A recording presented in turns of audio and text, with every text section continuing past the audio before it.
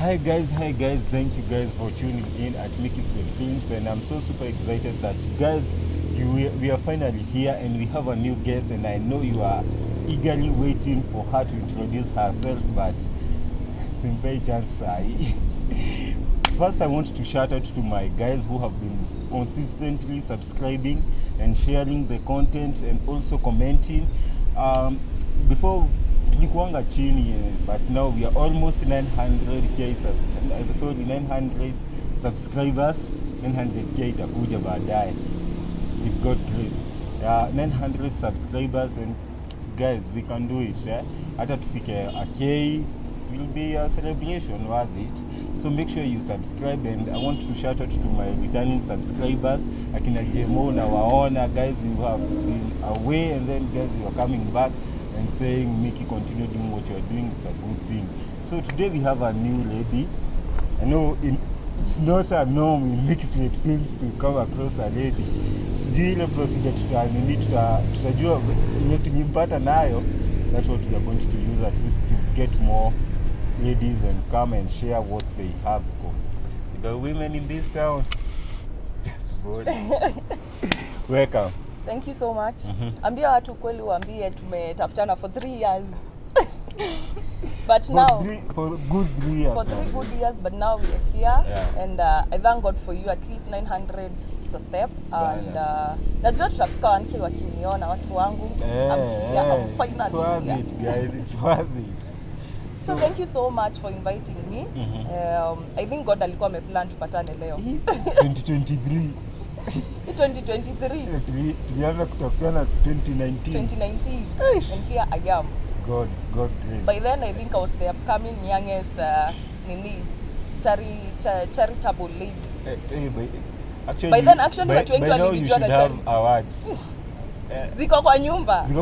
Venye hatupendi Next show. time come with them. I'll come with them. So tell us more about yourself, at least. I know your name is Cynthia, yeah?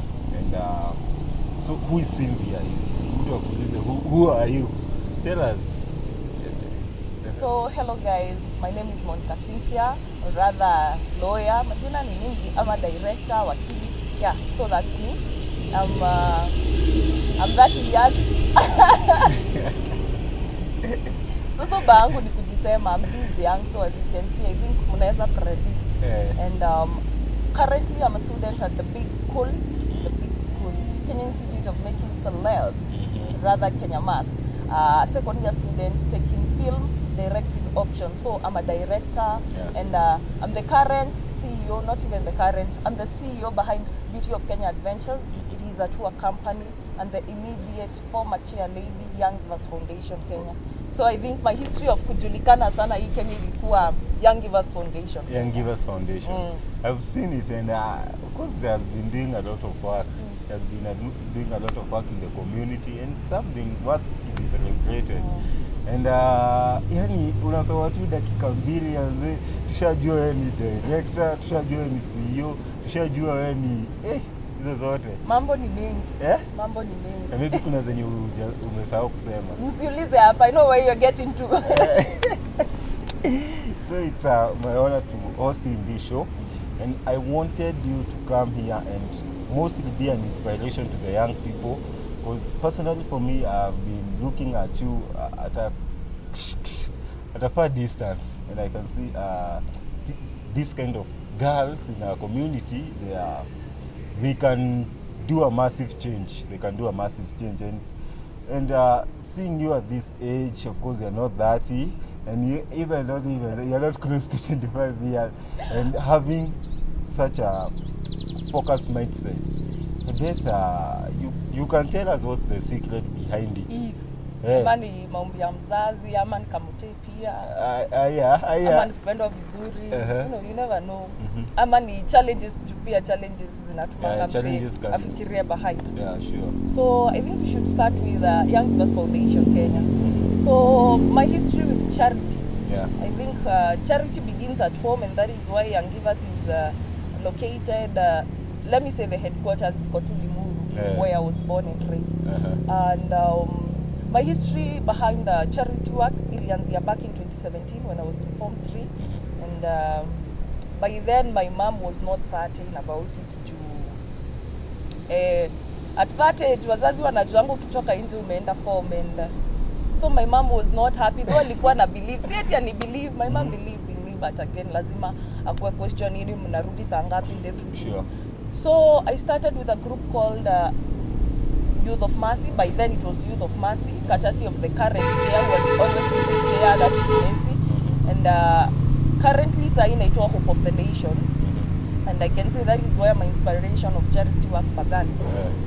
Nakumbuka there was a time back in Form 2 kitu hapo hivyo November nilikuwa na kesi church juu nilikuwa nimeplan tuende Alpha Joy without informing the patron. So wazazi they started calling because it was late na tulienda. All in all it was successful but I had some questions to answer. So nikirudi home nilikuwa na ile stress ya is this what I'm going to meet in the industry ama niaje, but all in all 2017 I met a friend of mine mwenye akanintroduce kwa Hope of the Nation and after that there's something that you people don't know. The current CEO Young Givers Foundation Kenya Gikonyo aliniiba kutoka Hope of the Nation. Walai. Yes, I don't know how he started me but nilikuwa member wa Hope of the Nation. Actually walinieka nilikuwa treasurer wao but nilikataa juu eventually nilikuwa chairlady wa Young Givers and so the CEO Agoja tusipoza. Mbona ulikataa nini ya treasurer? Ya treasurer. What happened was actually nilichukua. Tulienda meeting hadi ya Barretament. I was chosen and that was it. But sasa the current CEO alichunguza akakuja kujua niko na cheo huku na ni mimi chair lady. And by then tulikuwa tuna boom. Ungefika tu hivi Limuru uone t-shirt ya blue Young Givers. Courtesy of their chair lady and everybody there because mi usema siwezi make it by myself. Yes, naweza kuwa chair lady ama nikuwe CEO but siwezi toa pesa, siwezi jipeleka. So mi usema ni effort ya kila mtu hata mtu mwenye alicontribute 5 bob, mwenye alichukua hiyo status, hiyo poster naika kwa status. Kila contribution alicontribute sana kutoka kwa kujenga kwa nini Young Givers Foundation Kenya. So by then the CEO bado alikuwa anataka ku-maintain hiyo jina na alikuwa anajua sasa nikienda venye naenda maybe those people watanichukua kabisa and December end of Young Givers and tuanze kuboom tena Hope of the Nation. Wow. Yeah. Wow. So the CEO alikusteal akakuchukua then ukakuja. Sika kusteal but unajua tu kuna kuanga na ile competition. So tunaweza sema CEO ni kama tu uliniiba. Gikonyo acha tu tuseme uliniiba and I thank God because it has been a great experience being with you guys. It has made me meet a lot of people, discover myself and mahali tu tumefika ni God, grace ya God na favor yake. Wow. So I would love to know the track history of how this Young Givers was formed and imekuwa ikioperate for how long? And what have you guys achieved?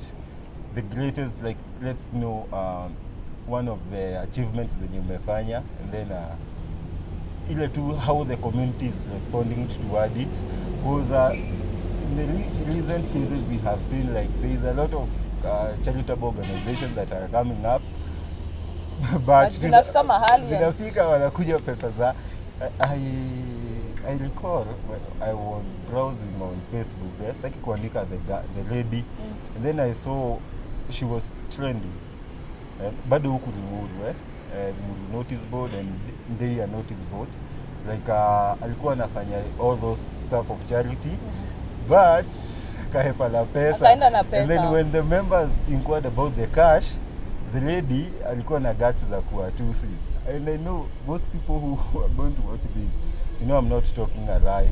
It's something that is happening. So how did your organization started? What have you achieved? All those stuff. The track history of the organization. Our organization. Yeah. The history of Young Givers is a bit long, but I'll make it short.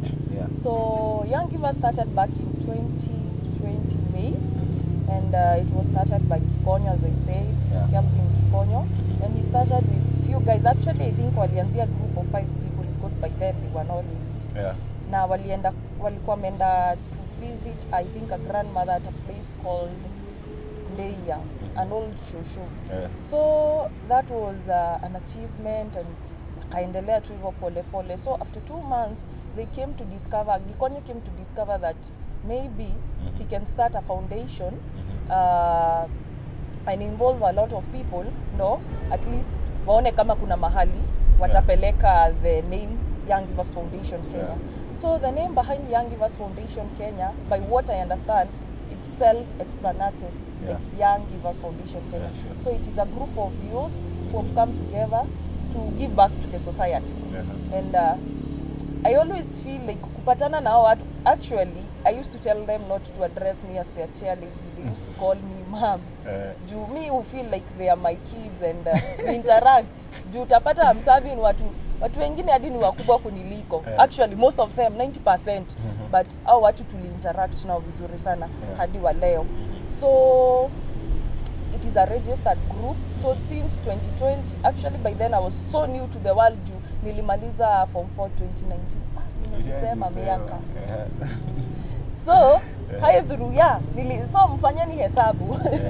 So nilimaliza shule 2019 and 2020 here comes Ikonyo amenichukua tuanze Young Givers. Of course kuna zile fears plus sasa I feel like ilikuwa pick up ya mzazi sasa kuni release juu alikuwa naona ufanye aje si ndio kitu yenye iko kwa kichwa ni Young Givers mbele nyuma Young Givers center. I used to feel tukienda charity events actually kuna zile tu favor God kupea maybe unapata mzazi by then ka job kame pick up watu wenye hawakuwa na job huko hiyo event washapata job and so on and so forth. So the greatest achievement I think I can say to achieve as Young Givers ni making the society feel appreciated by youth. We have really done a lot of charity events from Fountain. Tulianzia Alpha Joy. Actually, that was our first mini event tulienda Alpha Joy, and I thank the madam so much. Her response was fine na alitubless sana, and since then we have done a lot of events. I think sahi tunaweza sema tuko around 30 something. Yeah, 30 something. Wow, amazing. And since then I feel that the only achievement Young Givers wanakuanga nayo, like the biggest achievement ni kufeel watu wa feel appreciated. Juu hakuna mahali tushaienda tukablanda. You have maybe indiscipline cases, juu of course unajua youth wakienda pamoja pombe nini, hakujai kuwa na cases ka hizo. So and you going to do something yenye ita bless hao watu, ita bless pia God na God akubless. So since then I feel like God amenipea a way through ya my life via Young Givers Foundation Kenya. Of course kumekuwa na challenges here and there, juu ya kukosangi argument, but again hizo loopholes tunazitafutanga, tunazifeel and tunaendelea. The only thing that I can say, people should never give up. Juu if we were to give up, Young Givers I think ingekufa sana sana the period of COVID. Juu tulikuwa tunaenda children's home and they tell us you only need 5 people, and I have a lot of, I mean God amenipea favor ya my members like 99% ama all of them wanakuanga na hiyo nini aji ya kuenda. So you go to the group and tell them children's home ilisema inataka watu 5. So you see you have to back off and go back to the drawing board ujue ni aji. But all through we have made it. Young Givers kuna mahali ilifika ikaenda chini, again ikatafutwa, ikapelekwa katikati, ikarudi chini, but now I can say imeboom tena. Imeboom. So is there anything that we expect in from Young Givers very soon? Actually, coming Sunday on 30th, we'll be having an event at Mathare, a street kidding event. Itakuwa pale Mathare, and their budget naweza sema ni ndogo sana if tunatarajia like watu watapeana. It's 35,000 only. 35,000. And the CEO says it will cover everything. Wow, so after kunyamaza hiyo yote, Young Givers they are back. So there's something that I'm not understanding. For you to be able to give back to community, must you have something to give? Okay, like materialistic stuffs or what the passion about it? Ni kila mtu anaweza saidia community. Because for me and my guys I know that I chill out with, and we really argue a lot, and we become mimi kwanza siwezi saidia mtu kazi sija hujajisaidia.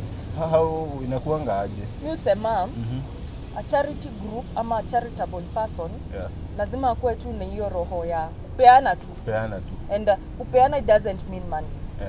Kupeana hadi unaweza patana na mtu mpe word of advice, unaweza kuwa na nguo pale nyumbani upeane. You can be having maybe shopping upeane, and so on and so forth. Plus hiyo roho ya to give up, having that heart. Honestly, the industry of charity, it's not easy, because at times utapatana na watu watasema maybe some money is missing, na maybe you updated that, and maybe those people, they don't understand, so you have to go back, keep on reminding them iko hivi na hivi. You keep on updating, you keep on reminding them that tunafaa kuenda na tunafaa kutoa pesa. Plus something else that people don't understand, like Young Givers actually don't have sponsors. You don't have sponsors? Hiyo ni kitu hamtaamini, but ni kweli. What happens, tukitoa poster tunaitoanga na tunaambia Mungu tumeirelease. So mwenye itafikia, be it kuwe nguo, be it kuwe maybe ata call the number that is there, mpe a word of encouragement, be it akuwa anacheza na team number. That is all that we need, the encouragement, the donations, the kucheza na team number.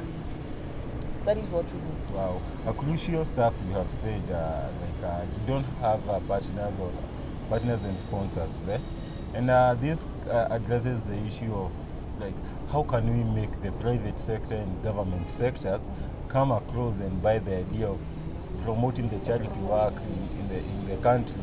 So what are the kind of procedure, or maybe tunaweza involve the government and the other private sectors to promote this charity work? Okay, what I always feel with the government, actually our country is so rich. That is number one, and I'm sorry to say so, but how we utilize the resources is something else. Because you'll get to a politician. That is something that we have experienced sana hiyo time ya COVID.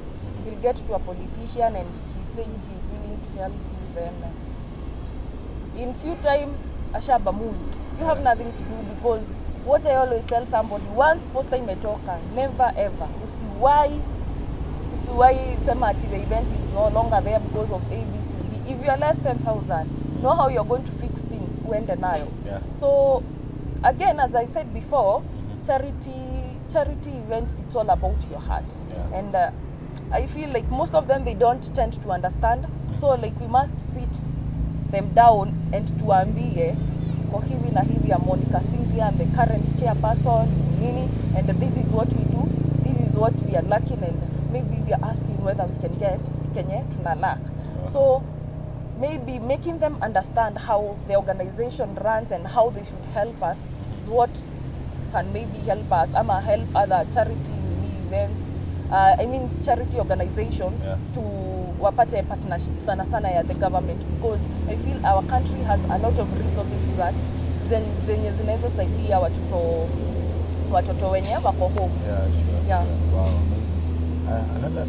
Another question, how can we make sure that most of Kenyan youths are at least contributing to the charity works, rather than, because we have seen kasa hii yenyewe kupata kazi Kenya ngumu, my friend. Manze, it's somehow difficult with papers or without the papers.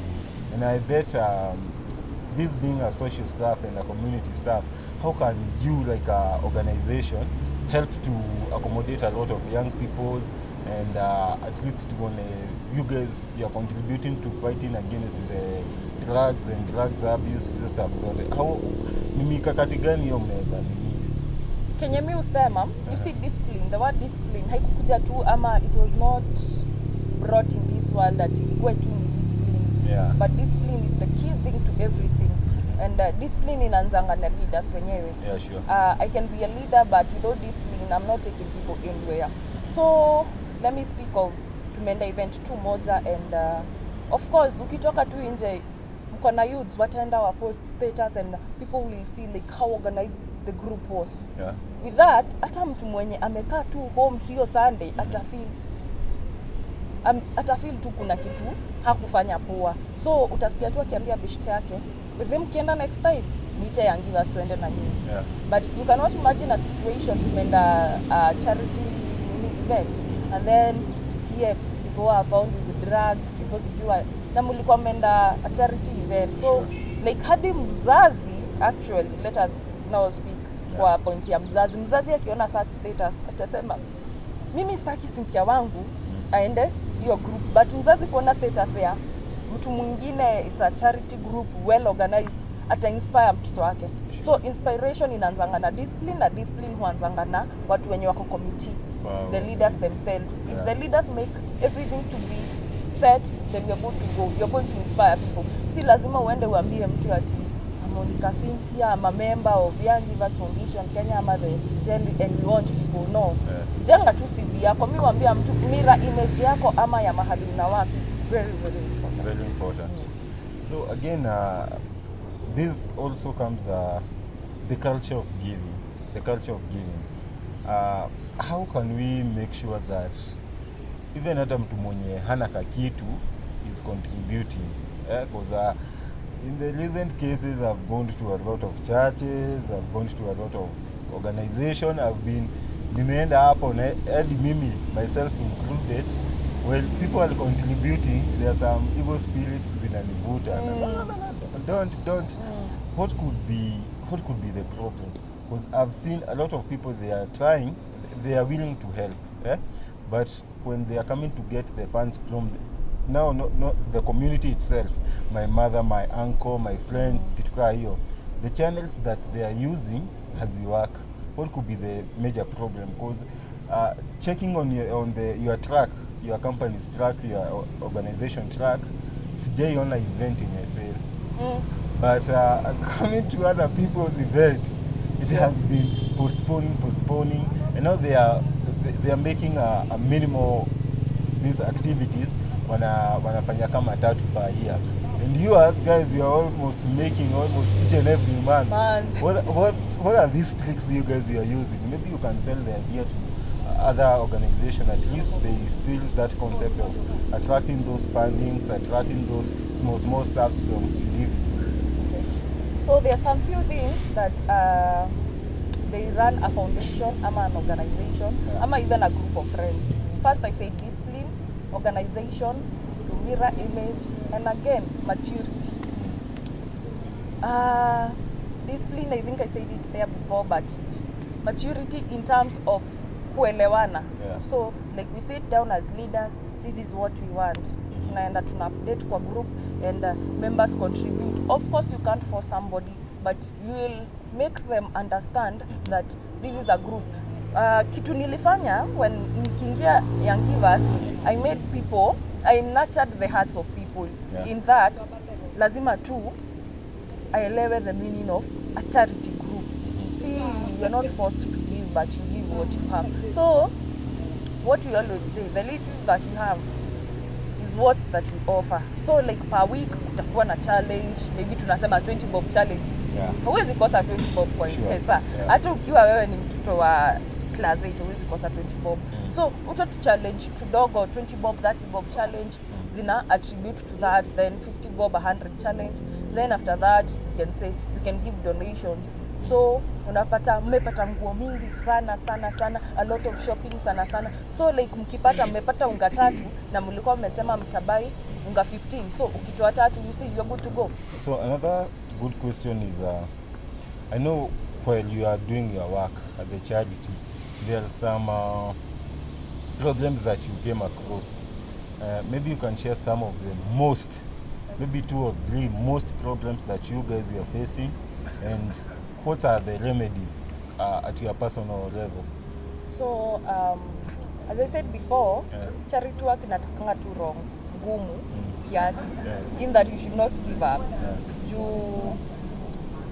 Ukiwa chair lady ama ukiwa official, people do not understand that you have a lot of things that you're taking outside there, and they believe like 24/7 unafaa kuwa online, maybe uki-update, ama you have to give information that even you're not supposed to give, it's somebody else is supposed to give. And mi usema, a leader giving up, that's the end of it. Leader could give up, members will see like you're not going anywhere. Hakuna future hapa. So na charity groups ni mingi sana, so atatoka enda kwingine. So that is the major challenge that we had of people feeling that you should be there when you are wanted. They don't want to understand that kuna kazi zingine behind you. Sure. Then something else, hiyo ya kuwa less budget. But what I always tell people, kama budget yenyu mlikuwa mmesema ni 50,000, mpate 40,000, fix things. Make sure kama mlikuwa mmesema unga ni 15, toeni 5, endeni na 10. Hamtafukuzwa mwambiwa ati rudini. Kama ni budget ya kukula, toeni ama mseme tutaenda tupike chai. And then pige charity event moja safi turudi. So I think those two kuwa under budget na giving up easily. Oh wow, amazing. So I bet we have talked about more of charity work. And then we have seen it all, because this is an inspiration to all the charities organizations within our community, within the country, that it's a matter of trusting the process, and once you get maybe a sponsor or a donor manze, make sure you utilize the funds. Msikuwe tena watu, pesa ukuja kuharibu. Money is good, but pesa ni mbaya. Kabisa. So there was you introduced yourself as a CEO of a certain company, and I want us to know more about it. Maybe I'm chilling with the CEO. Naweza kupea number. Actually, hiyo ndo imetuma I think kujulikane sana of late. And I'm the CEO Beauty of Kenya Adventures. I feel young sana, but young. The CEO of it's a tour company. It's a tour company. Yeah. Oh, amazing. So like, nini una lose focus? Guys, look at him. I'll be like, yo, Mickey, I'm almost going 30 years. The only company I have is Mickey Slate Films. Usiwaipewa pressure. What I always tell people, vitu kuja tu zikijipanga. No, vitu kuja zikijipanga juu.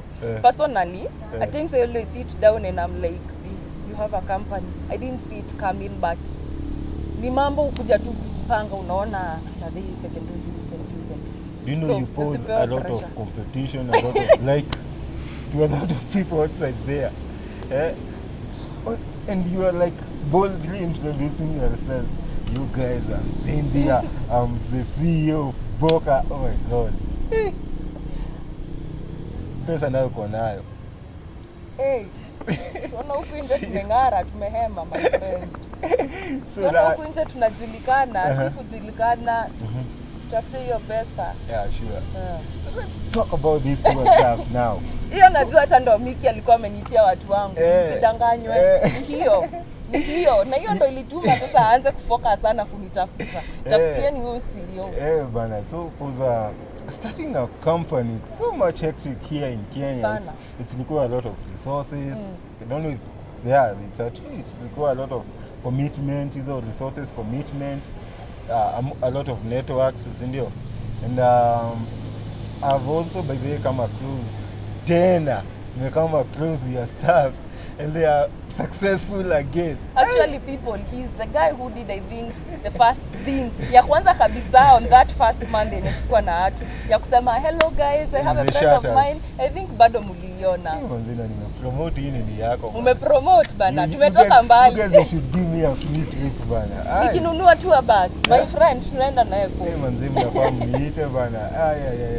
Huyu mtu tutampeleka Coast. Ama tumletee t-shirt. So you guys tuambieni hapa kwa comment section, ama apelekwa Coast ama t-shirt ni gani easier. In that I'm a girl child, so sitaki kufinika. Coast ama t-shirt. Courtesy of Beauty of Kenya Adventures. Guys, I should have that things, manze. I should be benefiting at this moment. So let's come at the tour company. Yeah? So how did you started this about touring? What inspired you? Like, ama wewe uliona tu it's a business niche that needed to be sorted, ama kulienda aje?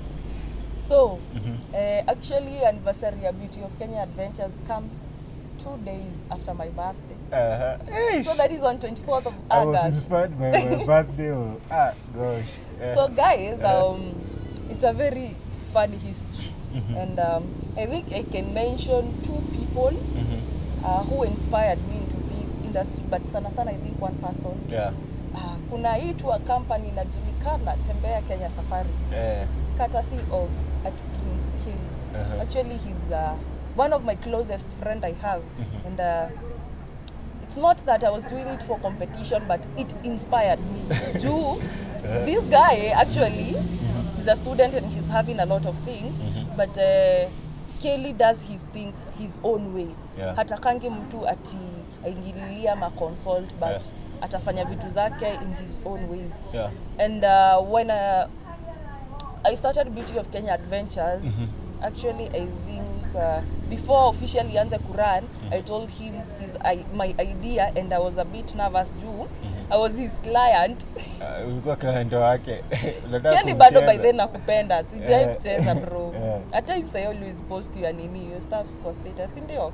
So and I told him about it. I was nervous too. Atafeel ni kama I'm competing or something, but actually he was so positive. Very positive. Na naweza sema the first 2 events is the one who helped me. And somebody else, this is somebody who is very special to me, my co-CEO. So my co-CEO is son to Ndereba, his name is Brian Munene, and we've been working with him all through this journey, and we've been making conclusion, having discussion, and naweza sema Beauty of Kenya imebebwa na watu wawili, myself and him. Hata kama at times is like apana wewe ni mkubwa, no. Beauty of Kenya Adventures is the home of 2 people, him and myself. And I think that's my amazing. So let me ask you a bit some question. What are the most challenges that you guys faced sana when mkianzia the starting up? So guys, even there's something that I forgot. Beauty of Kenya Adventures haikuanzia ati in a formal way. Actually, it's a very funny history. I remember there was a time Brian went to Naivasha, walikuwa wamepanga na mabeshte wake waende Naivasha. So I think he also had an idea of starting his own tour company. And then baadaye I was also going to Menengai with Tembea Kenya Safaris. And then tukapatana shule because he's my schoolmate actually. He's an investigative journalist. Unasikia watu wenye anafanya kazi nao. He's an investigative journalist. So he went to Naivasha and then I went to Nakuru. Then tukapatana that Monday and he told me niliona kwa status zako, and I was like niliona kwa status zako pia. And we said why don't we plan tupeleke watu tu ile tu kiunduzo. And we were like tutafanya hivyo. Actually months 2-3 hivi zilipita hiyo story kaisha. Tukiwa home he was like hi ile story yetu aje. And then I was like I think by September tunafaa kuanzisha sasa an official to a company. Actually, and he asked me jina, it came from nowhere. So kumbuki venye nilifikiria juu reply hiyo text haraka sana. And I was like Beauty of Kenya Adventures, and was like wow. Hata siongei sana. And that is how Beauty of Kenya Adventures started after 2 days birthday yangu. So maybe August kidogo mtasikia si yuko Kenya guys. But officially Beauty of Kenya Adventures started back in August 24th, 2020. 2022. So it's youngest tour and traveling company. Tunaweza sema hivyo. So about the challenges, mambo ni mengi kwa hiyo industry. Utakonda my friend. Watu wamekuwa kiuliza nakonda kwa nini na niko na fever kwa nini, ni mambo mingi like this one. Juu marketing number 1. Sana ukianzisha. You know, Kenya imekuwa ni corruption na scam mingi. So when you start, hi guys, my name is Monica Cynthia, I'm having a tour company, nini, so on and so forth. People will be like, nasi scam utaki kututoa pesa.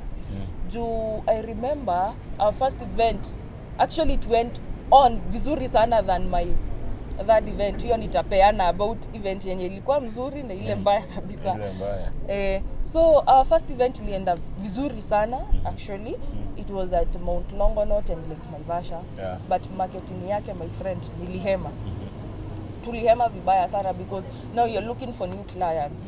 And again when Beauty of Kenya Adventures was starting, tulikuwa tunafanya nanganya.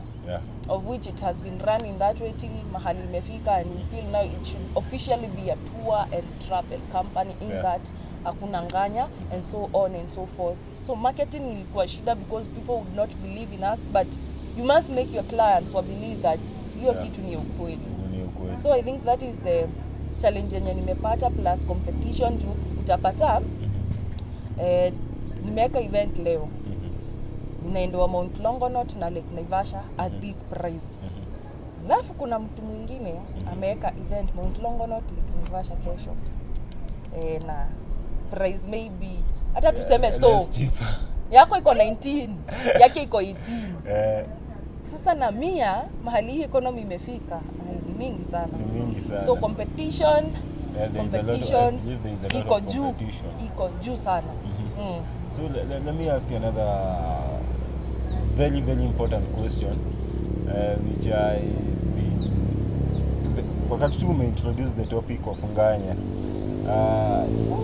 People have been seeing a lot of touring companies but young, but the behaviors that zinafanywa kwa nganya, smoking, dancing, with the matua is nini.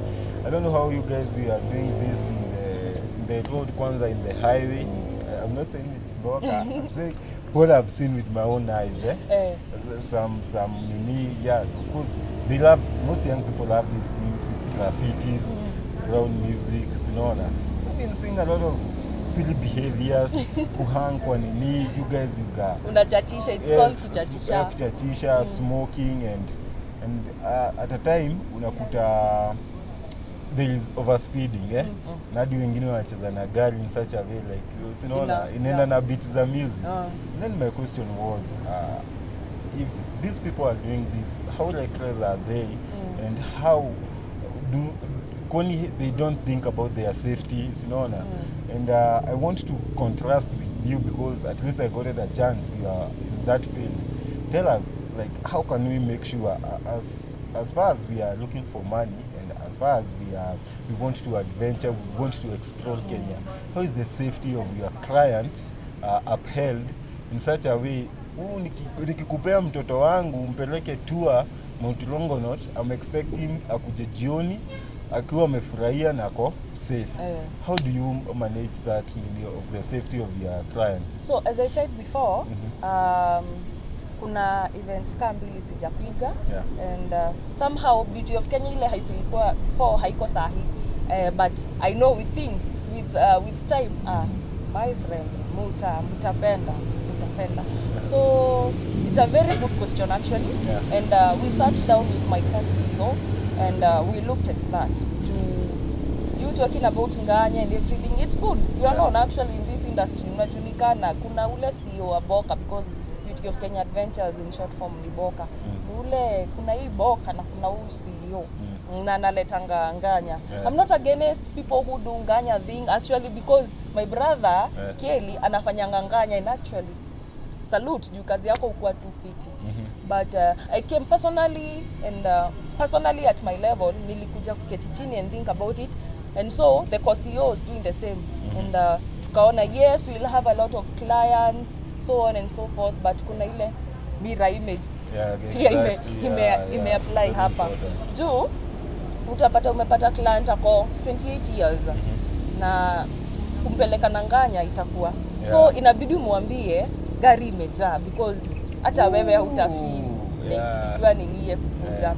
So we had to sit down and think of ways nini, of course itakuja na consequences, because sa clients watakuwa wametoka watu wanganya, because I think I was dealing with watu wanganya sana. So watu wanganya watatoka and go to other tour companies kwenye wana feel at their age. Actually you cannot judge people juu ni usema kila kitu fanyika na age yake. So at 21, 22, 23, 18 huko, if people cannot do nini hizo vitu kwa wanafanyanga, then things cannot be at par.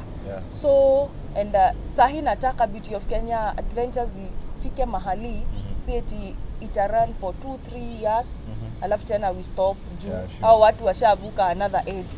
But I want it to iende. Of course my target ni kama Bonfire Adventures, hata kama hatuwezi fika hapo, in vitu huenda na time.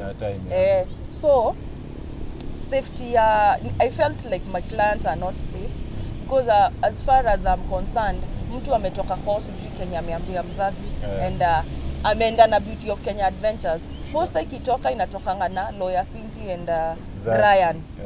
So mzazi akitaka kujua kuliendaje ndo huyu mtoto akarudi bila mguu ama akalewa to this far, ataangalia poster, so atanikola ama mpikie, and by then tutaanza imerudishwa na gava, so on and so forth. So I said, let me suffer the consequences of kukata kama ni 6 months, going back to the drawing board and collecting some few things here and there, filling the loopholes, ndio ikuwe officially a tour company. So I'm getting done with the Nganyas. Now I'll have to say it officially. Nimenyamaza sana, but I'll say it officially. I'm getting done with the Nganyas and I'm getting into tour vans and tour buses. Heri ukuwe na watu wadogo, but you know their safety iko ati in that si mahali ati utaenda na watu wengi hivi umejaza, you get a lot of profit, lakini utaingia ndani ukae miaka 5, what for, plus your mirror image again.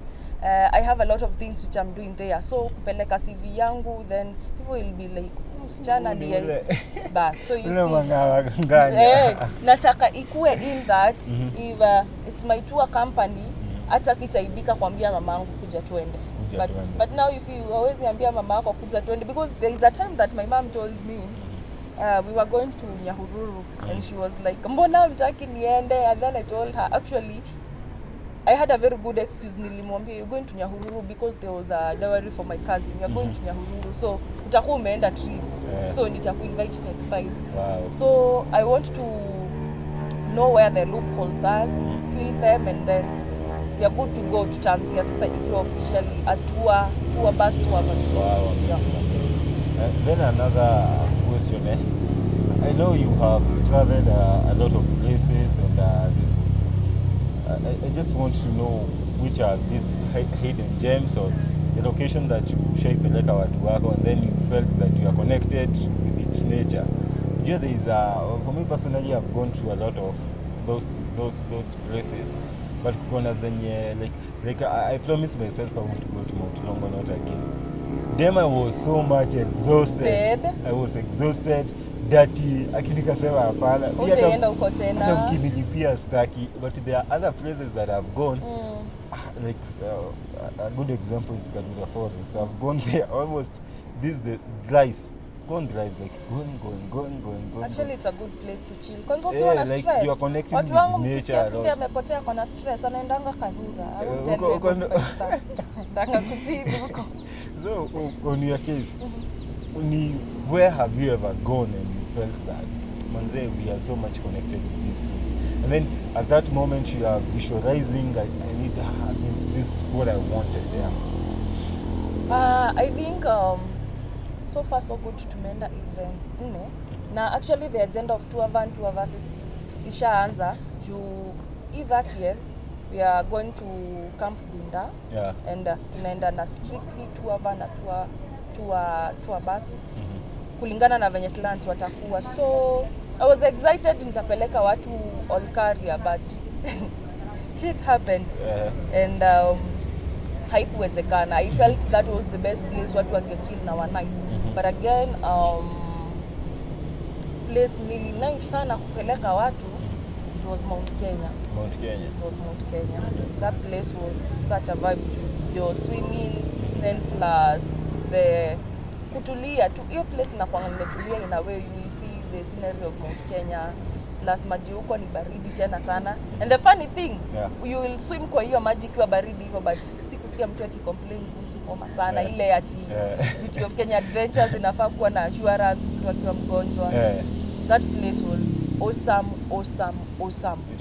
It was awesome. Juu I feel Mount Kenya hata kama price yako itakuwa juu, kuna places mingi unaweza peleka watu in one day. Kuna the Castle Forest, that is where we were. Kuna Darashashia Gai, and then there is a River, biko environs za Mount Kenya, and pia hiking at sasa Mount Kenya yenyewe. Because people will feel ni Mount Kenya, yes, lakini ujui, ukisikia tu Mount Kenya unaonanga mlima. But when we talk of Mount Kenya, it is not until you get there that you know what is there. Ni Mount Kenya kuna places mingi sana juu hadi hii place inaitwa Outdoor Man Cabin, bado iko Mount Kenya.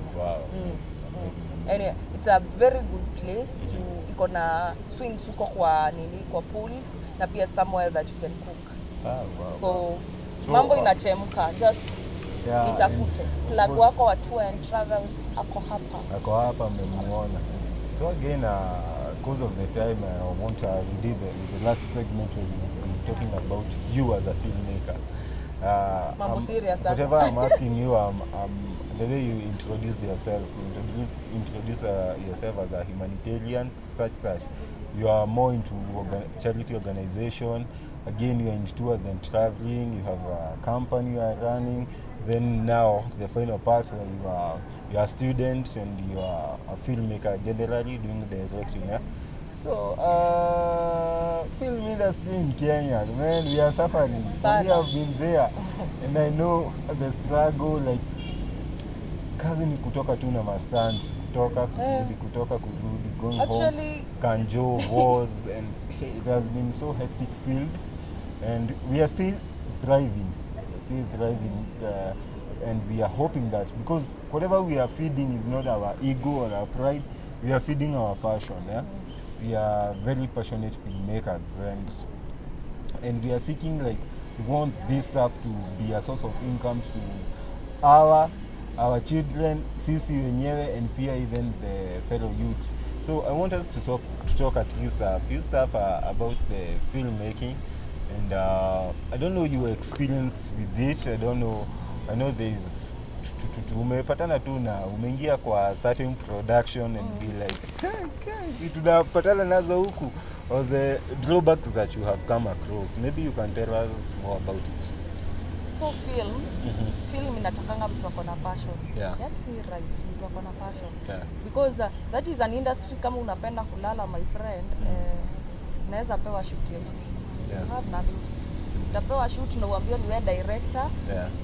Na inaanzia usiku 9 inamalizika at around 4, na maybe unafaa kuwa class ama unafaa kuwa na shoot ingine at around 6. So you have 2 hours to sleep, of course, hauwezi lala. Wow. So film is all about passion na kujituma. I think pia uko na experience kali. Yeah, experience.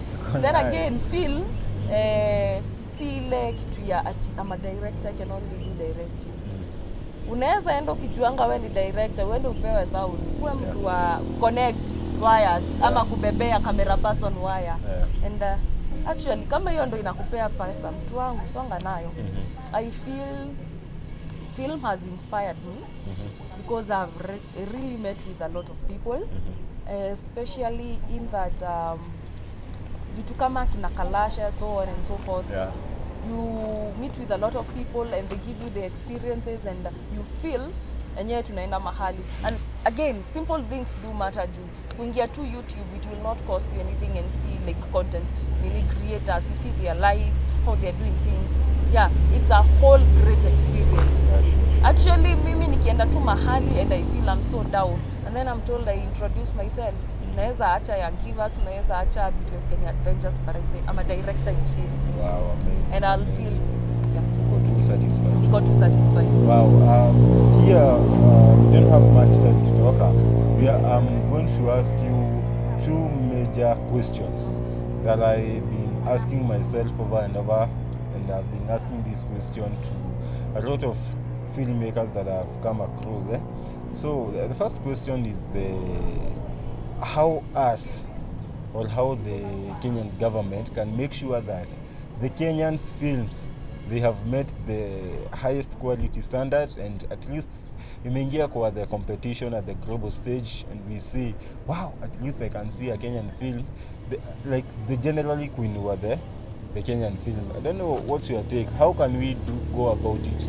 Because you have been directed in the future, and of course there is some short films that maybe you have directed, and what do you think? Does may go through, sindio?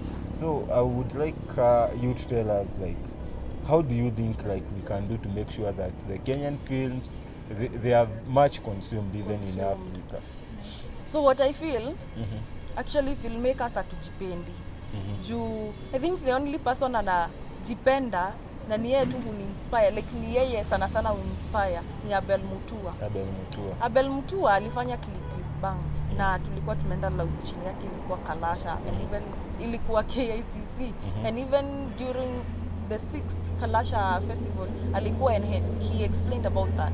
I think Abel ni yeye alijua like Kenya tunaweza create story. na go through vizuri sana. But sasa filmmakers, I think tunafikirianga beyond, like lazima tu tufanye kitu kama Money Heist, Night Agent or something, vitu kaa hizo.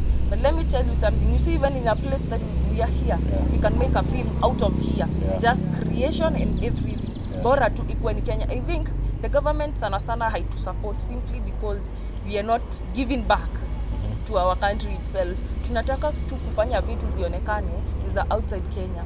Like ukiweza angalia Click Bang ili run haraka sana, and it has made Abel akue at par. Actually, he can agree with that, and I really love that guy, not because of alisomea Kenya Mass, but of course I'm proud alisomea Kenya Mass, but again anajituma sana na najua Kenya kuna resources zenye tunaweza tumia. Again, to the government, I remember there's a time Sakaja alisema that if you are a filmmaker and you in Nai, you'll be allowed to shoot without Kanjo kuuliza, kusumbua. So sijakuwa Nai ni shoot kitu kaa hiyo, but I highly doubt ama ili go through. I don't think actually after niliona hiyo kitu, my friend and I, Alan, we were like tunapiga kazi sasa Nai, but una click. Actually nilikuwa naona jana, and the person was like he didn't make it juu aliulizwa na guard, so I was like, so hii kitu ya Sakaja iku go through juu mbona aliulizwa, na actually yeye alikuwa na shoot na simu. Ni simu yenyewe seti ilionekana na kamera, you see. So I think the government should just give us that, acha niseme tu nikatoken ama ka allowance ka we can shoot where we want, so long as we are not shooting porn. It's not porn, it's something that tunataka tu kushoot because it is out of our career, it's out of our passion. Kama tu venye unapatanga pasta akihubiri naye hakuna mtu anamuulizanga juu ni kama ni career yake, ama mtu anauza tu vitu tao, hakuna watu wanaulizanga unless Kanjo na huwa wanaelewana, si ndio? So I think pia sisi we are supposed to be given that freedom of to shoot where we want, especially in the CBD, because I feel in the CBD oh my god, there's a lot of content that we can create kitu kidogo tu hivi, and we will boom. Juu imefika mahali, as much as inasemekana Kenya tunaendelea kupanda juu in terms of filmmaking, I think if Sakaja anaweza tupea, ama the government itself anaweza tupea that permission of shooting, especially in the CBD, without Kanjo kutuliza, we can make a lot of creation, a lot of content. But I think it's very good you have talked about the Sakaja issue. I know I'm going to look for at least, but when you know, like those prominent filmmakers, we come and discuss that issue, because I feel as much as we were told guys go out and we have released you and go do the content, still kuna some vitu wewe kuna loopholes, because I like make going for a shoot in weekdays in CBDs equivalent of putting some charges on myself. The camera is not worth like 80 bob, it's a bit expensive, and then umeenda huko tao, then umechukuliwa na Kanjo, they don't know, but most Kanjos they undervalue this stuff. Yes. They undervalue tu nikani kasimu. Likali kasimu guy, ukianza jua. How we save for these things? Well, it's very expensive. And I think that is one of the major drawbacks for the Kenyans filmmakers. First, the licenses are way high. I don't know. Way high. I don't know the concept about it, and I've been asking my question over and over and over. Mi nikienda shoot like somewhere, shooting with a phone, they're not charging me. And if you can compare even with the iPhones, they have good cinematic views. You can shoot where 4K film with a smartphone, but the place they won't nini, lakini umeenda hapa na kamera ya 400D umeingia nayo, but the moment they see a camera they be like, what? You must pay. So I'd be like, you guys, hata kama I was planning for maybe coming and maybe a terrorist something, guys, why should I come with atikam na nini na naweza tumia simu? Like I've never yet figured that perspective. Venye inaingiliana. Plus again, I always feel, actually, this is to the filmmakers. Actually, don't think of movies. You see documentaries, they are really paid because a docu, actually, munaweza fanya mkiwa wawili. Exactly. But a movie will need a lot of people. Like, I was thinking, speaking of nini CBD ama naikuwa na a lot of content. Imagine a documentary done somewhere at Muturu or somewhere at Kikomba. You actually, it requires you only kuomba permission. Sana sana Muturu juu Kikomba is an open market. Muturu you will have to kuomba permission. A documentary that is done in Kikomba, my friend, will go places. Mimi sijaiona a well done documentary of Kikomba, and Kikomba is one of the place yenye actually without Kikomba, without Kikomba kuna watu wengine tu hawangekuwa na kazi. True, hiyo ni kweli. So maybe another question. What do you think of the future trend of Kenyan films, like in the next few years coming? Unaona tutakuwa wapi? With the technology that yenye inakuja day in day out, filmmakers, if you are passionate about this, you are good to go. I think we can make Kenya nini shine in kwa easy awards kama kina Oscar Awards, Kalasha festivals, so on and so forth. If we utilize the resources that we have and the government it will support to kidogo tu, hata tutaki ati 90%, tupeni 50% ama hadi 49%, you are good to go. Wow. So let me ask you another question. And this, since you are a student, how do you think that the artificial intelligence will affect your career? How do you think like the AI is unaona manze, like it's posing a lot of threat. I don't know how you understand it, but I want you to tell us, like, do you think that us like Kenyans and as Africa embracing the artificial intelligence will be of benefit or will be diminishing our net worth and what I feel is mimi usema kila kitu ni discipline. Kuna ile tu self discipline yako.